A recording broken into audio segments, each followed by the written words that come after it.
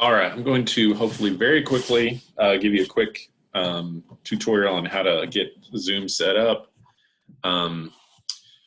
So if you go to zoom.us or just Google Zoom, it's usually the first thing.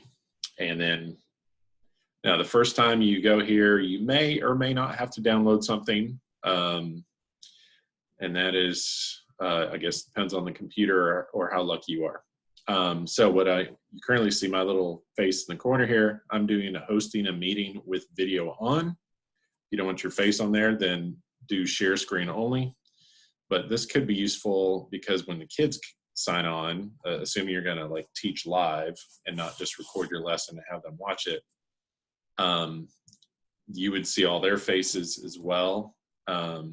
So not that I want to see this, but if there is 4 or 5, 15, 20 other people here, you'd see 15 little windows and everyone's face would be on there. And they could talk and they could hear you back and forth. So there's enough of the full screen of my face. But when you're here, so like I said, you can host a meeting with or without the video or share screen only. Now, if you've thought you're going to teach every day at 10 a.m., you could go to this schedule a meeting and call it geometry or whatever your class is, and you could set a time, say 1:30 in the afternoon, last for 1 hour or 45 minutes or however you want to do it. You can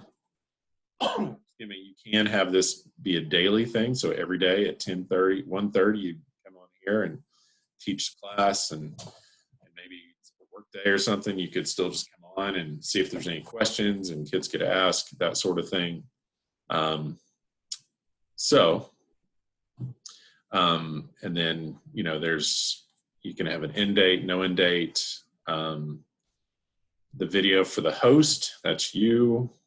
You can have videos for the participants, again, so that they can see each other. I think that seeing each other, I think, is just part of what, if we're out for 3 more weeks, that's the part they're going to miss, is just that human contact piece. So now it could be possible that all they can do is call in and not see you. So it is possible they could just call in on their telephone, and that would be an option. But okay, so if you're in here, although I just saw a message here. Yeah, they've removed the 40-minute time limit for schools. It used to be 40 minutes, and then they would log you off. So being with our school account, we can go longer than 40 minutes. That's cool. I just saw that. Okay, so typically what I do, because I actually record my lessons for my PGP and share on my Google Classroom page, is when you're sharing this, there is an option to record, and that's obviously what I'm doing now. And then, you go to one of my classes. What I then do is I might put the assignment, the homework, the answers, but I will also put the notes. And this is really more for kids that are absent. Nothing more exciting than seeing a video inside of a video. So I'm not going to go any further with that. So that's one of the purposes of recording for kids who are absent. Another useful thing is, many of us write out on some sort of electronic chalkboard and can draw on them with a pen, iPad, or however you want to go about it. You can work out math, or you can draw a really bad house, maybe. Anyway, I'm going to stop that right there. And again, as you're doing this problem, the kid has no idea what you're doing. They can ask questions. Now, that could be a little confusing with 30 people if they all started talking at once, of course. But I believe there's an option where you can mute all the participants as a teacher and then unmute it at different times. So that really is the basic thing. So, like right here, I've got it where I'm sharing my background, and then you just see a little headshot of me, and you can stop that and have everyone's heads in all these tiny little screens, and they can see each other and talk to you. There might be a way for them to there might be a way for them to share what's on their screen. If they've got, you know, paper, they could hold it up their screen. That might be a way to help answer questions. I've done this with like Google presentations before, other documents I have going on, that sort of thing. So that's the basics. And then once I am done, it will save it as like an MP4. And you have to, at least what I do is I upload it to YouTube, and that's what all these are. So let me just kind of show real quick, you know, it's YouTube Studio. So for me, it's like youtube.com/upload, I believe. And then there's this create, and then, you know, you just select a file, and Zoom, at least on mine, has its own folder under my documents. And, you know, it just picks this, and it's an MP4, and it uploads it. And then you just put a description in there and all that good stuff.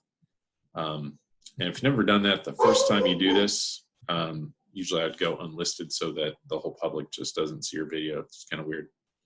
They may ask you about, do kids appear in this video? And that's like a safety thing. And for it, that way you don't have ads, and there's no monetizing your videos. No one's going to become YouTube famous anytime soon. So that's kind of what I have going on. And then once again, you could save that, share it, kids absent, put it on your Google Classroom page or some other method of delivering that.